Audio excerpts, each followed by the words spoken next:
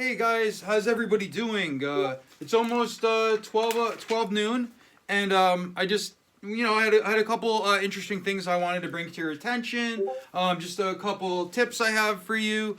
And first thing, we're going to start off with a disclaimer. This isn't financial advice. This is just for fun. Paper trading, if you like to, just have fun in paper trade, but this is absolutely not financial advice. And just so you guys know, okay? First thing I want to get to is on Hoge and Bkex and the exchange Bkex, okay? Hoge is on the Bkex exchange, right?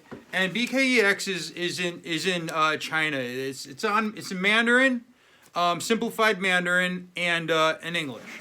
And I've been doing some research on Bkex because it seems like once we got onto Bkex, a lot of things changed with the way the momentum of Hoge was going. And what I'm finding is that Bkex is pretty much a lot of bot trading, and it seems like that the volume and this huge volume on Bkex it's not organic. It's created with bots. And now this is typical of China. China was buying up public companies in the United States that were dead and, pumping and dumping them. And so the Chinese, the CCP, I mean, they'll do what they can do to make money, okay? It doesn't really, I can't really, it's a YouTube. You guys understand. So that's that, okay? Bkex, bots are creating the volume. It's hard to get your money out. They'll take your money with a name and a credit card, but to get your money out, you need a lot of information. And I've been hearing some horror stories, so you guys know. I want to talk about 1inch exchange. 1inch, it seems to be like Uniswap, okay? I've been doing some research. It seems to be like Uniswap, but you can sell stop limit orders, or you can set stop limit orders or buy limit orders, right? So you can set to buy a certain coin if it reaches a certain point, or sell a certain coin if it reaches a certain point. Now, 1inch doesn't hold your crypto. They're just linked to your MetaMask wallet, they're linked to your Coinbase wallet, and I'm assuming most other wallets, right? So they don't actually hold anything. So you don't really have to worry about like a rug pull or anything like that. Now the fees, I'm not familiar with. I know if you set a stop limit order, there is a fee associated with it. I'm not familiar with it. I can't use it in Connecticut. I'm not even sure if you can use it in the United States. I don't think you can. So I just wanted to touch on that. But I want to let you guys know about incremental stop loss limits, right? So look, a stop limit is you want to buy or sell when your stock hits a certain point. Now, some people want to buy if it goes to a certain dip. Some people want to sell if it goes to a certain peak, right? Some people want to sell if it goes to a certain dip. You know what I mean? Depending on what your strategy is, depending on what you know about the company, right? Now, if you do that and say you have a stock, $10 a share. Anytime it reaches 15, you want to sell because that's the resistance, and you think it's going to hit 15 and bounce off and come back down, right? Then it's going to hit the support and bounce off that. Okay? Now, if you set it to a round number like 15, there's going to be a lot of other people doing that. Then there's going to be other people that set it at 14.50. And there's going to be others that set it at 14.49. There's going to be other people that set it at 14.48. Now, I'm just saying avoid these round numbers. Okay? If you want to sell it, say it's a $10 stock, you want to sell at 15, don't set it to 15. It's too round of a number. Set it to $13.97. You know what I mean, guys? Because everybody sets it to these round numbers. And then people that are day trading, they're going to sell before that hits those round numbers. And when I first started, I would get messed up, and I wouldn't get sales completed because I had it set at a too much of a round number, okay? And the same thing for when it's heading toward the resistance, and say you want to buy I wouldn't set it at a round number, because a lot of times it'll go right to those round numbers and come up more often than not. So you will get lucky. Sometimes it'll go past. It'll break the support or it'll break the resistance, and it happens, But back to psychology. These round numbers are points when people buy and sell. They're always looking for that round number. I'm going to sell when it hits 300. I'm going to buy when it hits 200. You can't do that. You got to sell when it hits 297 and 82 cents, and it makes your head a little wonky, but we're human, and the way our brains work, we focus on these round numbers, and you can't do that, especially because it's this herd mentality, and you have to stay away from the herd mentality, guys, because you can drown or jump off a cliff or something because the whole herd is doing it. You know what I mean? So that's just a little bit of a tip for today about when it comes to incremental stop loss limits. Okay. Now another thing I wanted to mention is terms of service. Okay. Everywhere you go, when you sign up for an app, I'm sorry, Discord is blowing up. When you guys sign up for an app, right, there's always a terms of service. You check the checkbox, and you do it. And do any of you guys read the terms of service? Well, I didn't for a long time. Now, of course, you're going to have to check that box, and you're going to have to do that to access the app, to access whatever you want to access. And I'm not saying don't do it. I'm just saying read the terms of service, so you know the power that this company has, okay?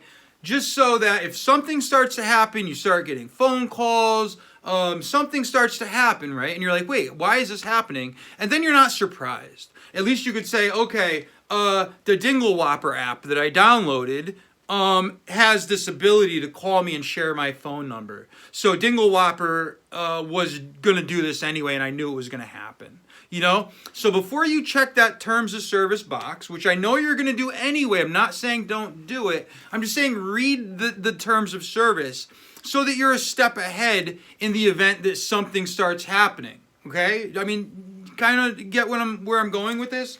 It's just a good thing to do. Okay? Now, I've noticed this a couple days ago, right? And I want to bring it up to you guys. I didn't want to bring it up to you too soon because I don't like to predict when it comes to stocks. I like to interpret the information and buy and sell depending on what I see. Okay, but so predictions are not something I do because it can go either way. And anyone that says that predicts the future, they're not giving you a good answer. You need to say, listen, from what I see, this could happen because it's happened in the past. And a lot of times when you look at charts, there's indicators that can give you an idea of what could happen in the future, kind of a percentage wise, but there's always a percent that it could go the opposite way, guys. And I just want you guys to be fully aware of that, right? So let's look at the Hoge chart, okay? And I have the GoPro coming. It's coming from Sweden, and I'm gonna have it pretty soon. I'm also gonna be able to stream my desktop really soon. I'm getting a new computer at the end of the 3rd of next month. So it's coming, guys. Just and you guys that are subbing, appreciate it so much. Now, Hoge came out, right, and we're looking at the 8th of March. So I guess it's the 6th or 5th of March, right? We had this raise and the raise and then a dip, and it went almost back down to where it was, right? Now, if you look close like this, there's some peaks and valleys, and it's very similar to another thing that we see on the same chart. This, okay? Now, here, it went up and it came down. Now, it didn't bottom out. It didn't hit what it was, okay? Seems like we're in that same area right now. We seem like we're right about here, but where we are now. You understand what I'm saying? We have this peak. It's coming up. It's coming down. Hasn't hit this support, right?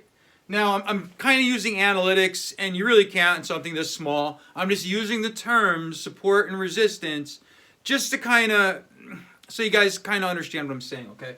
So we're saying if this is the support, okay, it could go down to the support, and if it hits the support, most likely it's going to bounce off and go up, because that's usually what happens. Now, I'm not saying it will, but I'm saying usually that's what happens, right, guys?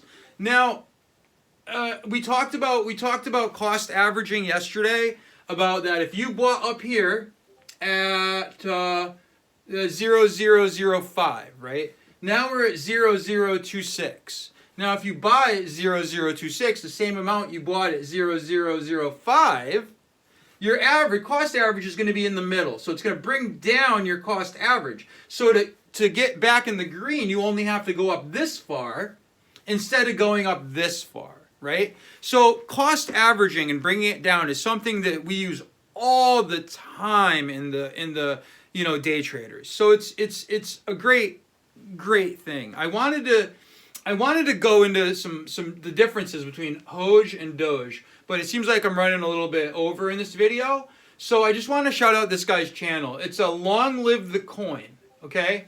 Now, he has a great comparison, a Hoge versus Doge comparison, right? It's one, Hoge, the number of tokens, okay? Doge tokens increase each year by, let's see, thousands, millions, billions. 5 billion a year.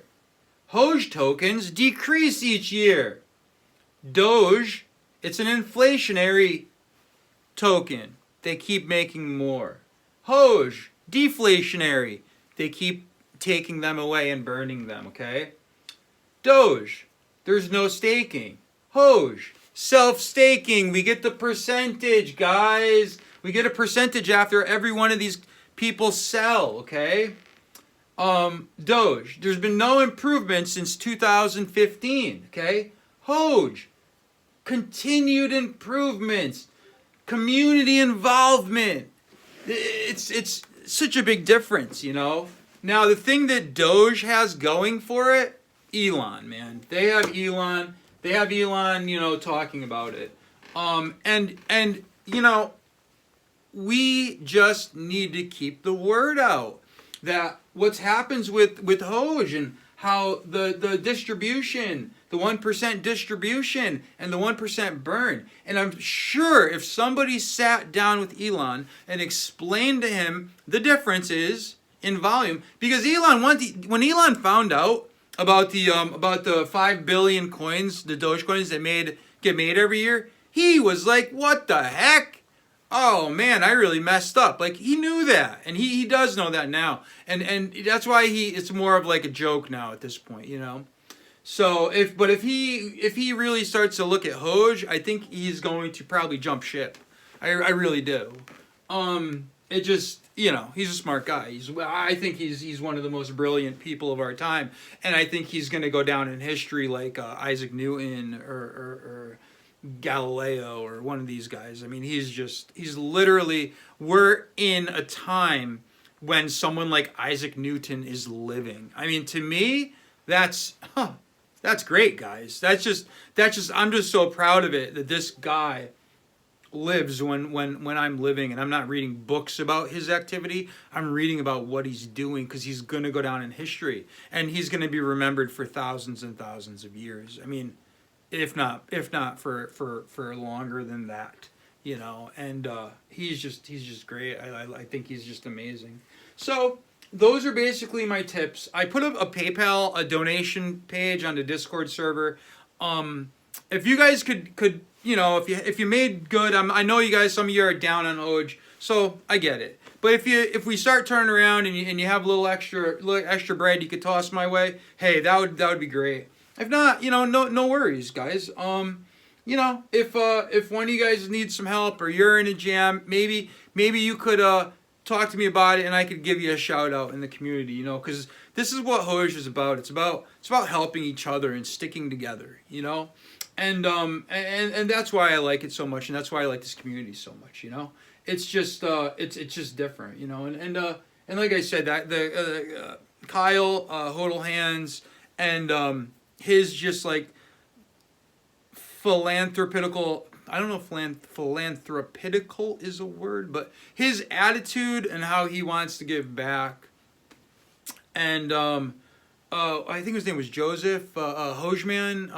His just analytical brain and his just like ability to engineer things is just the duality of these two guys. I think it's great. I think it's just really cool, and I think we're really on something, you know. And you have to look at like Bitcoin, guys.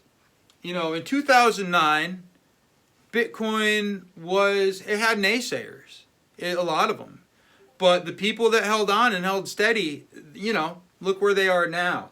You know, and all the people that sold or, you know, didn't abandon ship or did abandon ship, you know, you know, and I just don't want you guys to jump onto copycats. You know, you might get a return fast, but in the long run, you'll lose it if you don't abandon ship when you're up, you know.